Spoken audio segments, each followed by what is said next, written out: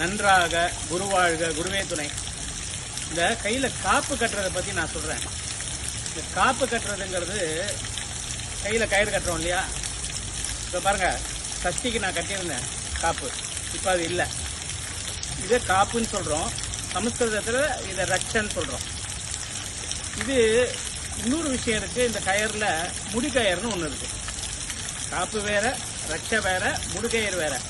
இந்த ரக்ஷையும் காப்பும் ஒன்றாவே பேசிக்குவோம். இருந்தாலும் ரக்ஷங்கிறது ஜபம் பண்ணி கொடுக்கறது. இப்போ நான் உங்களுக்கு ஒரு விளக்கம் சொல்கிறேன் பாருங்கள். இப்போ ஒரு விரதம் இருக்கும், இப்போ சஷ்டி விரதம் இருக்கும், நவராத்திரியில் விரதம் இருக்கும் அப்படின்னா அதுக்காக நம்ம என்ன செய்கிறோம், ஒரு கையில் ஒரு கயிறு குருமார்கள்ட்ட வாங்கிக்கிறோம். அந்த கயிறை நம்ம கட்டிக்கிறோம். அந்த கயிறை கட்டிக்கிற போது நம்ம ஒரு விரதம் மாதிரி இருக்கோம்னா தெரியாமல் ஒரு பொருளை எடுத்து சாப்பிடும்போது என்ன ஆகுது அப்படின்னா, வலது கையில் அது பார்க்கும்போது அடடா நம்ம விரதம் இருக்குமே அப்படின்னு ஞாபகம் வரும். அதனால் அந்த பொருளை சாப்பிட மாட்டோம், ஏன்னா விரதமாக இருக்கும். இப்போ அதனால தான் வலது கையில் காப்பு கட்டிக்கிறது. நிறைய பேர் கேட்பாங்க, இடது கையில் கட்டுறதா வலது கையில் கட்டுறதா, லேடிஸ்னால் இடது கையில் கட்டுறதா. அது உங்களுடைய குருமார்கள் என்ன சொல்கிறாங்களோ அப்படி பண்ணணும். நம்ம பீடத்தை பொறுத்த வரைக்கும் எல்லாரையும் வலது கையில் தான் கட்ட சொல்கிறோம். இது ஜென்ரலாக ஒரு ஜபம் பண்ணி கொடுக்குற ஒரு விஷயம். இப்போ இந்த மாதிரி காப்பு கட்டின பிறகு அந்த 10 நாளைக்கு பிறகு நவராத்திரி முடிஞ்சிருத்தா, இல்லை 6 நாள் சஷ்டி முடிஞ்சிருத்தா, உடனே அதை கட்டிடணும். இது நம்பர் 1, கண்டிப்பாக கட்டிடணும்.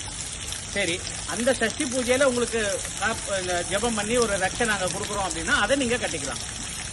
எத்தனை நாள் கட்டிக்கலாம் அப்படின்னா, நான் ஒரு மருத்துவராக சொல்கிறேன், இது ஒரு வாரம் கட்டிக்கோங்க போகிறோம். நிறைய பேர் பார்த்தீங்கன்னா 1 வருஷம்லாம் கட்டின்னு இருக்காங்க. எவ்வளோ இன்ஃபெக்ஷன் ஆகும் அது. நீங்கள் என்ன தான் சோப் போட்டு அந்த இடத்துல போய் கரெக்டாக சோப் போட்டு துவைக்க போகிறோமா? இல்லை, அப்படி பண்ணாலுமே இன்ஃபெக்ஷன் ஆகும் இல்லையா?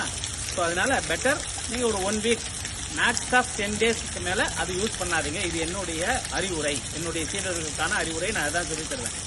இது காப்பு கட்டிடுறோம், திருப்பி ஒரு பிரசாதமாக ஒரு ரக்ஷை கிடைக்கிறது, அது கட்டிக்கிறோம். ரைட். இந்த முடிக்கயிறு அப்படின்னா என்னென்னா, இப்போ ஒருத்தருக்கு உடம்பு சரியில்லை, இல்லை ஏதோ ஒரு ப்ராப்ளம் இருக்குது அப்படிங்கும்போது அந்த கயரில் முடிச்சு போடுறது, ஜபம் பண்ணி முடிச்சு போடுறது. இத்தனை கவுண்ட்டுன்னு கணக்கு இருக்குது. ஒரு முடிச்சுக்குள்ளேயும் இத்தனை ஜபம் பண்ணணும்னு அது ஒரு கணக்கு இருக்குது. அந்த மாதிரி கொடுக்குற போது அவர்களுக்கு அந்த நோயெல்லாம் குணமாகுங்கிறது தெரியுது. இன்னைக்கு காப்புன்னா என்னன்னு தெரிஞ்சுக்கிட்டோம். ரக்ஷங்கிறது பொதுவான ஒரு வார்த்தை, அது நம்மளை காப்பது என்பதை தெரிந்து கொண்டோம். முடிகயிறு என்பது ஜபித்து கொடுப்பது என்பதை தெரிந்து கொண்டோம். எந்த கயிறாக இருந்தாலும் 1 வாரத்துக்கு மேலே கட்டிக்காமல் இருக்கிறது நல்லது என்பதை அறிந்து கொண்டோம். நன்றாக குருவாழ்க குருவே துணை.